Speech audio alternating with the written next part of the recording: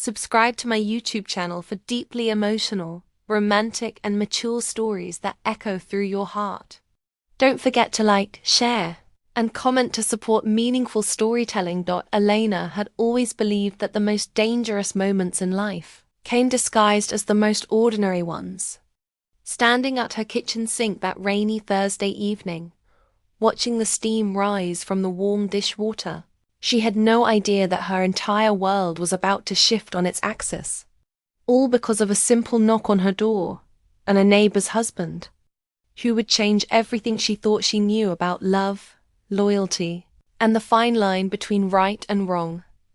The knock came at exactly 7:30, just as Elena was finishing the last of her dinner dishes.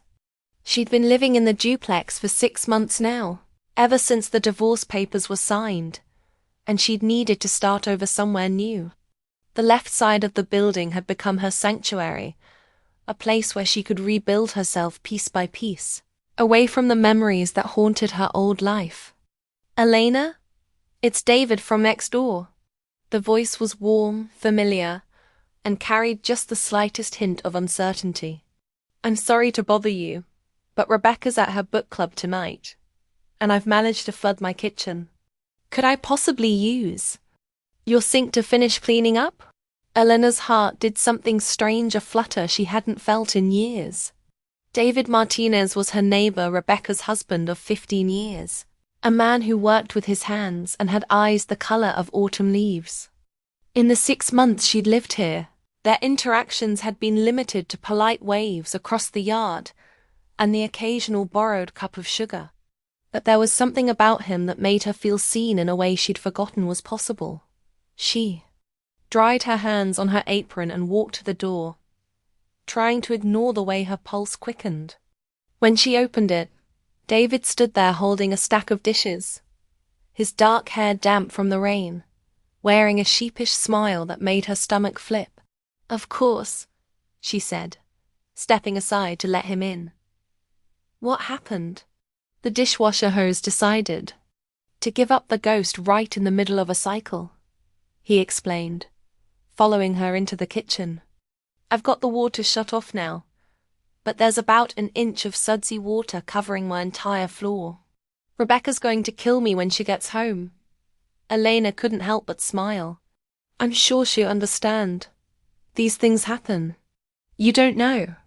"Rebecca," David said with a gentle laugh that held just a hint of something deeper, something that made Elena look at him more closely. "She's been looking forward to having the kitchen perfect for her mother's visit this weekend. This is going to send her into a complete tailspin." There was something in his voice, a weariness that spoke of years of walking on eggshells, of trying to keep peace in a house that perhaps wasn't as happy as it appeared from the outside. Elena had learned to recognize that tone she'd used it herself for the last 3 years of her marriage. "Well, then we'd better get these dishes done quickly," she said, rolling up her sleeves. "I'll wash, you dry." What followed was something neither of them had expected. As they worked side by side at the sink, their hands occasionally brushing as they passed dishes back and forth, a comfortable silence settled between them. But it was the kind of silence that said everything, the kind that spoke of loneliness, recognized and understood, of 2 people who had been pretending to be happy for so long that they'd almost forgotten what genuine contentment felt like.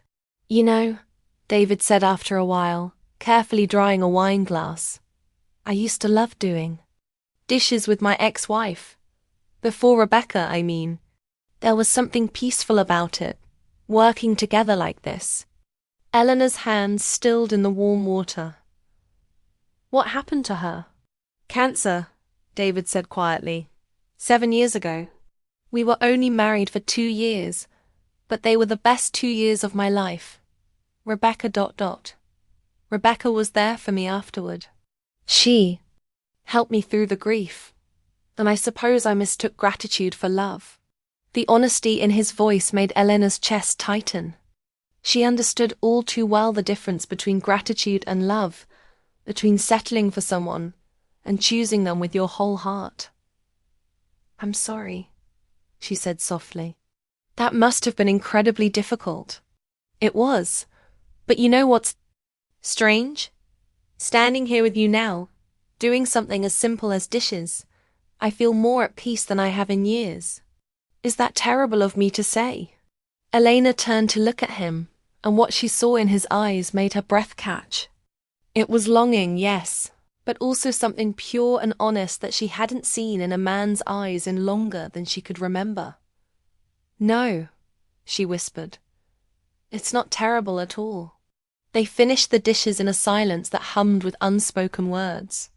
When the last plate was dried and put away, David turned to face her fully, and Elena found herself trapped in his gaze, unable to look away. Elena, he said, her name sounding like a prayer on his lips. I need to ask you something, and I need you to be honest with me. Okay. This thing between us, and don't tell me you don't feel it too, because I can see it in your eyes. What are we going to do about it? Eleanor's heart hammered against her ribs. She thought about Rebecca next door, probably discussing the latest bestseller with her book club friends, completely unaware that her husband was standing in another woman's kitchen asking questions that could change everything. She thought about her own failed marriage, the way she'd ignored the signs until it was too late, the way she'd promised herself she'd never again get involved with someone who belonged to someone else. But she also thought about the way David had looked at her while they worked together, the way he'd opened up about his past, the way her body had come alive under his gentle attention. She thought about the loneliness that had been her constant companion for the past year, and the way it had lifted just for a moment when he'd knocked on her door. I don't know, she said honestly. I don't know what we're going to do about it. David stepped closer, close enough that she could smell his cologne, close enough that she could see the flecks of gold in his brown eyes. I know this is complicated. I know I have no right to feel this way about you. But Elena, I haven't felt this alive in years. When I'm with you, I remember who I used to be, who I could be again. Elena's resolve wavered. David, you're married. You have a life with Rebecca. We can't. I know, he said, his voice rough with emotion. I know all of that. But I also know that Rebecca and I have been strangers living in the same house for the past 3 years. We go through the motions, but there's nothing real between us anymore. Maybe there never was. Elena closed her eyes, trying to block out the intensity of his gaze. That doesn't make this right. No, he agreed. It doesn't. But it doesn't make it wrong either. Sometimes life is more complicated than right and wrong. When Elena opened her eyes, David was looking at her with such tenderness that it made her ache. Without thinking, she reached out and touched his face, her fingers tracing the line of his jaw. He leaned into her touch, his eyes closing as if he were memorizing the feel of her skin against his. What are you doing to me? She whispered. The same thing you're doing to me, he replied, covering her hand with his, making me remember what it feels like to want someone so badly that it hurts. They stood there for a moment, suspended in time, both knowing they were on the edge of something that would change everything. Elena could feel the warmth of his body, could hear the rapid beat of his heart, could smell the rain still clinging to his clothes. Then, as if they'd both made the same decision at the same moment, David leaned down and Elena rose up on her tiptoes, and their lips met in a kiss that was desperate and gentle and full of months of unspoken longing. It was the kind of kiss that said everything they couldn't say out loud, the kind that promised things neither of them was sure they could deliver. When they finally broke apart, both breathing hard, David rested his forehead against hers. What happens now? He asked. Elena didn't have an answer. She only knew that everything had changed, that the careful boundaries she'd drawn around her heart had been obliterated in the space of a single evening, and that the man standing in her kitchen, her neighbor's husband, had somehow become the most important person in her world. "I don't know," she said again, but this time the words carried a different weight.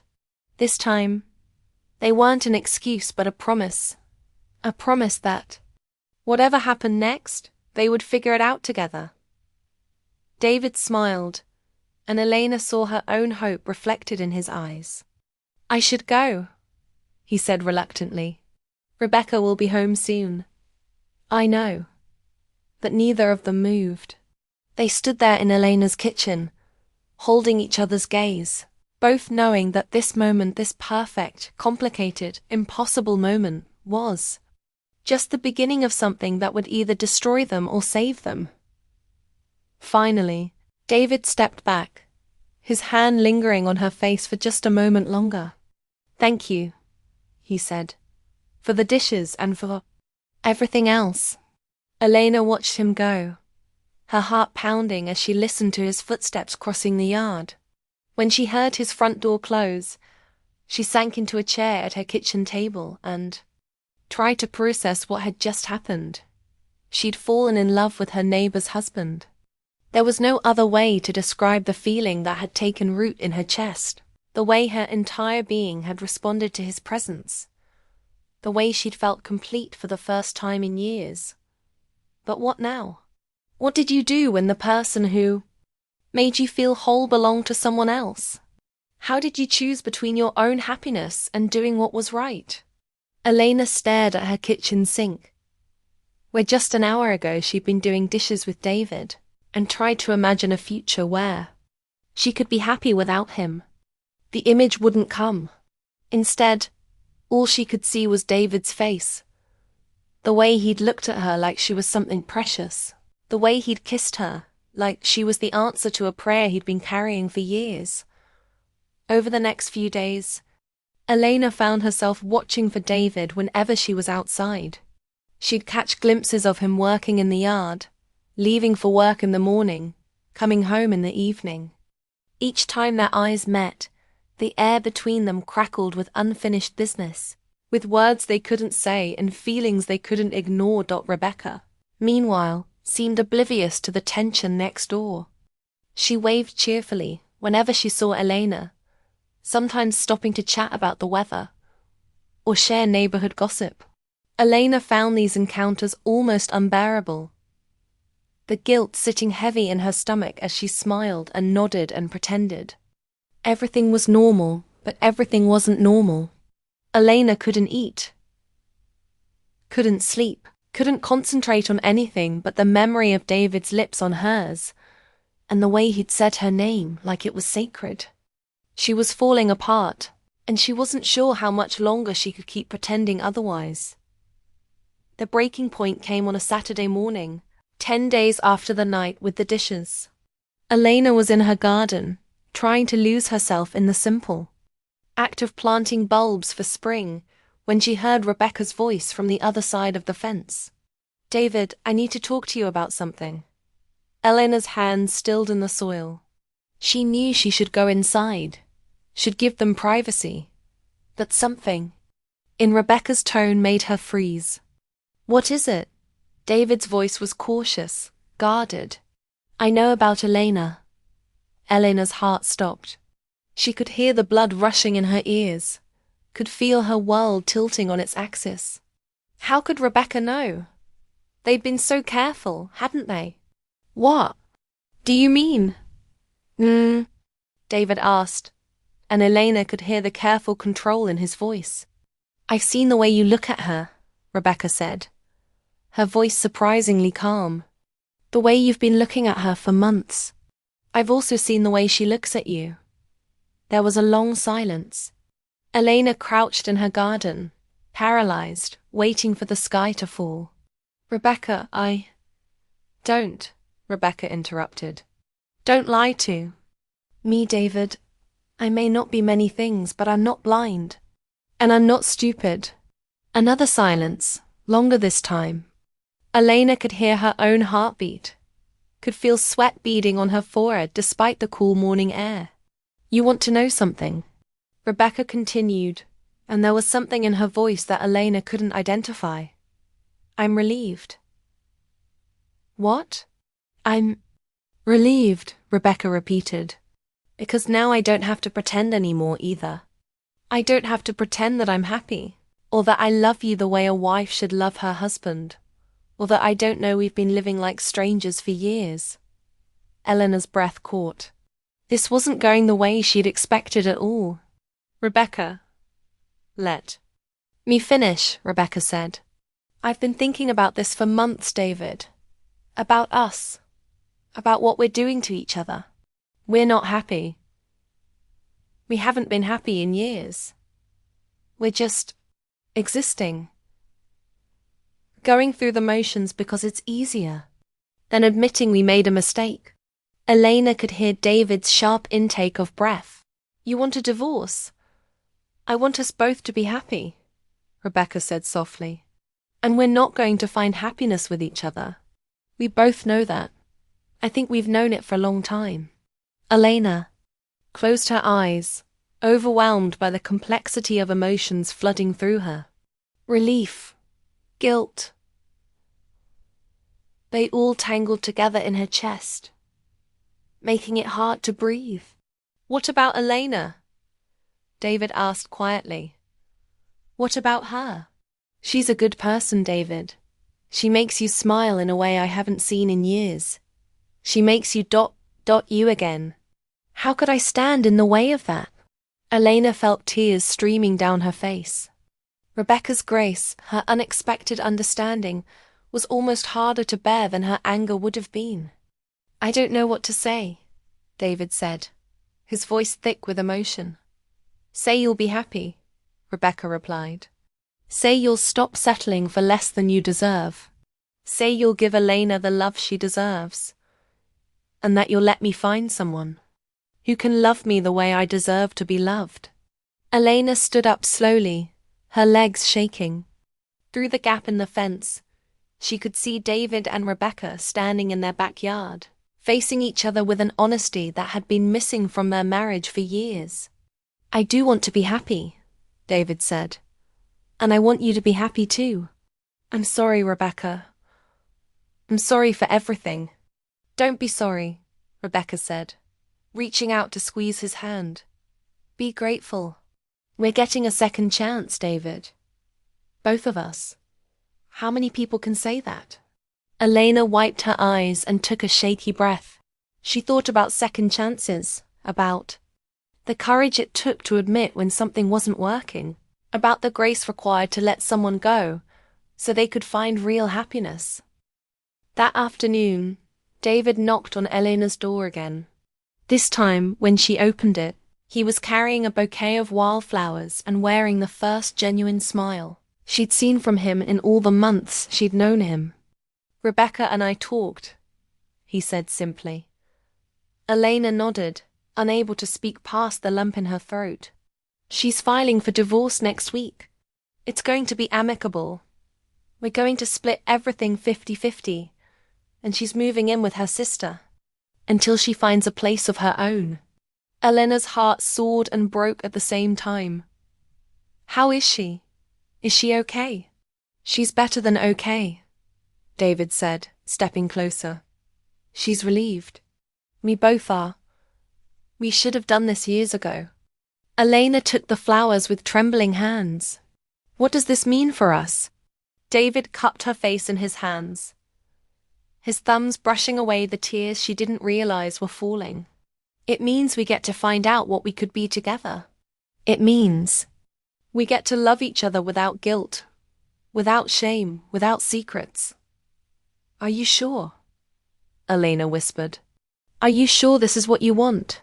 Elena, David said, his voice soft and certain. I've never been more sure of anything in my life. You brought me back to myself. You reminded me what it feels like to be alive, to hope, to love. How could I not be sure? Elena kissed him then, right there on her doorstep, with the afternoon sun streaming down around them, and the promise of tomorrow stretching out before them like an unwritten love song. It was a kiss full of gratitude and relief, and the kind of love that changes everything it touches. When they finally broke apart, both breathless and laughing, David rested his forehead against hers. "So what happens now?" he asked, echoing the question he'd asked that first night in her kitchen. Elena smiled, feeling lighter than she had in years. "Now we get to find out what forever looks like." 6 months later, Elena stood in her kitchen again, but this time she wasn't alone. David was beside her, humming softly as he dried the dishes she washed, and Rebecca was at the kitchen table, showing them pictures from her recent trip to Italy with her new boyfriend, a kind, gentle man she'd met at a cooking class. "You know," Rebecca said, holding up a photo of herself laughing on a gondola in Venice, "I think getting divorced was the best thing that ever happened to all of us." Elena and David exchanged a look full of love and gratitude. Elena thought about that night when David had knocked on her door, asking to use her sink, and how neither of them could have imagined where that simple request would lead. Sometimes, the most ordinary moments really were the most dangerous ones. But sometimes, Elena had learned, dangerous was just another word for life-changing. And sometimes, life-changing was exactly what you needed to find your way home. As she watched David dry the last dish, his wedding ring replaced by a simple band that matched her own, Elena smiled. She'd learned that love wasn't always convenient, wasn't always easy, and wasn't always what you expected. But when it was real, when it was the kind of love that made you better, that brought you back to yourself, that reminded you what it meant to be truly alive, it was worth every complication, every difficult conversation, every moment of uncertainty. Because in the end, Elena had discovered the heart wants what it wants. And sometimes, if you're very lucky, what the heart wants is exactly what it needs to heal.